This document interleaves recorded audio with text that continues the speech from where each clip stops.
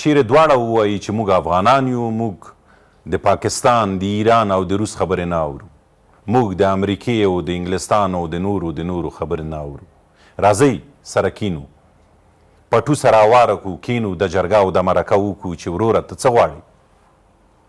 د ټوپک د ماشې څخه لاس لرې که، راځه زما سره په دې پټو په دې رزغي کې په دې ورشوګانو کې راځه چې پلتۍ سره ووهو، دلته په خپلو جنجالونو، ستونزو او په مشکلاتو بحث سره وکړو، تر څو چې موږ رانو شو افغاني فرهنګ ته، افغاني کلتور ته او د خپل دود او دستور مطابق دغه موضوع حل نه کړو، پردي زموږ مشکلات نشي راحلولی. مجبوریتونو ته په پام سره هغه نقابونه چې دواړو لورو اوس اغوستي د بل د مرستو د ترلاسه کولو لپاره یا د بل له لوري څخه دې ته اڅول چې دوی دواړو ته هم حکومت ته هم طالب ته امکانات او واک ور وسپاري،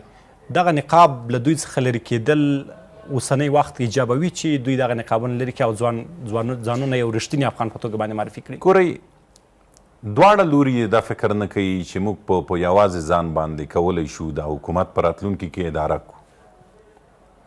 په افغانستان کې وړوکی قوم، تر ټولو وړوکی قوم هر څوک چې وي،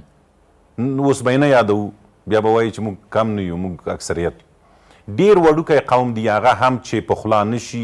د افغانستان د حکومت په چارو کې واګې ورنه کړل شي، برخه ورنه کړل شي، هغوی هم چې غره ته وخیږي او ټوپک ته لاس کړي بیا هم نارامي زیږولی شي. بنان طالبان خو کلونو افغانستان کې حکومت دلته